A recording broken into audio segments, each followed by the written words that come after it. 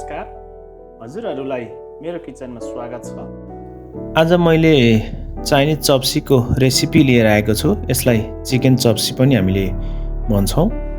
यो बनाउन निकै सहज र स्वास्थ्यको दृष्टिकोणले पनि निकै फाइदाजनक हुन्छ। आउनुहोस् यो कसरी बन्छ मिलेर सुरु गरौँ।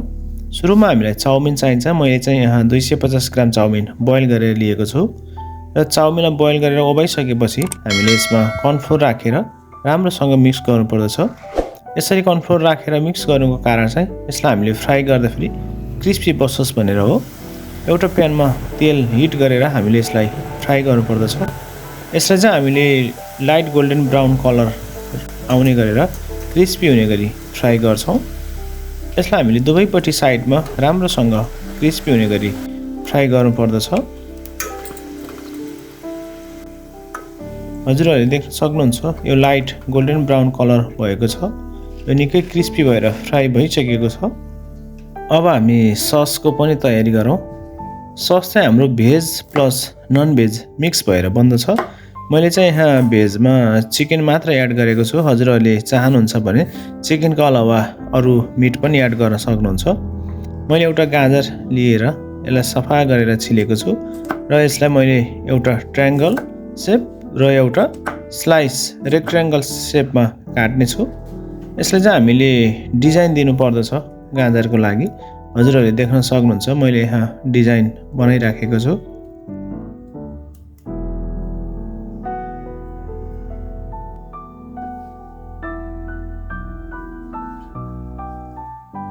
हामीले यसलाई अब पातलो स्लाइस बनाएर काट्नु पर्दछ।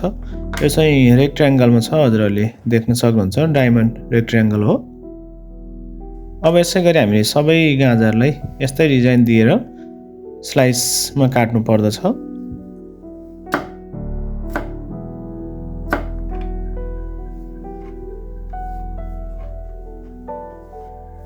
त्यस्तै हामीलाई ब्रोकौली पनि चाहिन्छ। मैले एउटा सानो टुक्रा ब्रोकौली लिएको छु। हामीले यसलाई चाहिँ स्लाइसमा काट्छौँ, थिन स्लाइसमा काट्नु पर्दछ। हजुरहरूले देख्न सक्नुहुन्छ मैले थिन स्लाइस बनाएर यसलाई काटेको छु। मैले यहाँ सानो एउटा टुक्रा व्हाइट काउली पनि लिएको छु। यसलाई पनि मैले सेम तरिकाले नै काट्ने छु। त्यस्तै हामीलाई फ्रेस बिन्सको पनि आवश्यक पर्छ। मैले यहाँ केही फ्रेस बिन्स लिएको छु। फ्रेस बिन्सलाई पनि मैले छोटो छोटो गरेर स्लाइस नै काटेको छु। हजुरहरूले देख्न सक्नुहुन्छ यसरी नै हजुरहरूले काट्नु होला। त्यस्तै हामीलाई मसरुमको पनि आवश्यक पर्छ। मैले यहाँ सानो सानो 2 पिस मिडियम साइजको मसरुम लिएको छु। मसरुमलाई पनि हामीले स्लाइस नै काट्नु पर्दछ।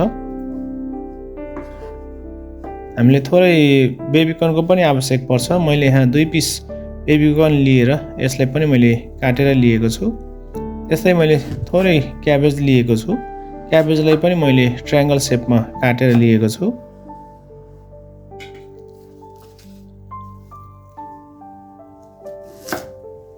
हामीलाई ओनियनको पनि आवश्यक पर्छ। ओनियनलाई पनि काटेर मैले ट्रायङ्गल सेपमा राख्ने छु।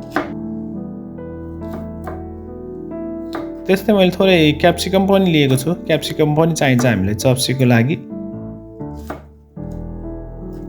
मैले अहिलेसम्म हजुरहरूलाई देखाएको भेज यो सबै कमन भेज हो। यो अनिवार्य चाहिने हो। हजुरहरूले यसमा अरू भेज पनि एड गर्न सक्नुहुन्छ। त्यस्तै हामीलाई गार्लिक पनि चाहिन्छ। यहाँ मैले 4-5 पिस गार्लिक लिएर चप गरेको छु।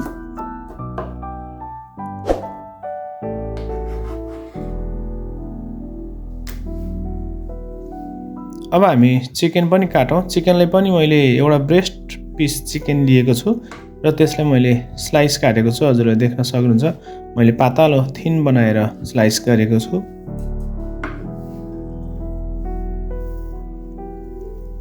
अघि चाउमिन फ्राई गरेको प्यानमा मैले 1 चम्मच जति तेल राखेर चप गरिराखेको लसुनलाई फ्राई गरेको छु। लसुन गोल्डन ब्राउन भइसकेपछि हामीले स्लाइस काटेको चिकनलाई राखेर स्टिर फ्राई गर्नुपर्दछ। चिकनलाई हामीले स्टिर फ्राई गर्दै अब यसमा हामीले प्याज र क्याप्सिकम अघि काटिराखेको प्याज र क्याप्सिकम हामीले यसमा राखेर यसलाई पनि एकछिन हामीले सोते गर्नुपर्दछ। त्यसपछि काटिराखेको काउली र क्यारोटलाई पनि हामीले यसमा राख्नुपर्छ। सुरुमा चाहिँ मैले व्हाइट काउली मात्र राखेको छु। त्यसपछि मसरुम र बेबीकर्न पनि यसमा हामीले एकछिन राखेर सोते गरौँ। यसलाई हामीले एकछिन सोते गरिसकेपछि ब्रोकौली, फ्रेस बिन्स र क्याबेज पनि हामीले यसमा मिक्स गर्नुपर्दछ। ब्रोकौली, फ्रेस बिन्स र क्याबेजलाई चाहिँ मैले अन्तिममा राखेको छु।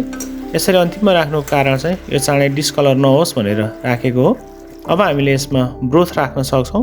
यदि हजुरहरूसँग चिकन ब्रोथ छ भने चिकन ब्रोथ राख्नु होला, छैन भने नर्मली अटा राख्दा पनि हुन्छ। अब हामीले स्वाद अनुसार यसमा नुन, त्यसपछि मरिचको पाउडर, व्हाइट पेपर पाउडर हो यो, र एमएसजी पनि हामीले यसमा राख्न सक्छौँ। त्यस्तै हामीले सोया सस पनि राख्न सक्छौँ। हजुरहरूले एमएसजी नराखिकन चिकन क्युब पनि राख्न सक्नुहुन्छ। चिकन क्युब सजिलै मार्केटमा पाइन्छ। त्यसपछि कर्नफ्लोर र हामीले वाटरको ब्याटर बनाउँछौँ। यो ब्याटर बनाएर हामीले यसमा राख्नु पर्दछ। यसरी यो कर्नफ्लोर र पानीको ब्याटर बनाएर यसमा राख्नुको कारण चाहिँ ससलाई थिक बनाउनको लागि हो। हामीलाई चप्सीको सस चाहिँ थिक चाहिन्छ।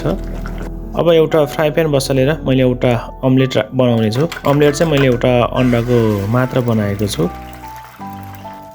अम्लेट पनि हामीले रेडी गरिसकेपछि अम्लेटलाई चाहिँ हामीले फिङ्गर साइजमा लामो लामो बनाएर काट्नु पर्दछ। हाम्रो चाउमिन पनि फ्राई भएर रेडी भइसकेको छ। सस पनि फाइनल्ली रेडी भइसकेको छ। त्यसपछि अम्लेट पनि रेडी भइसकेको छ।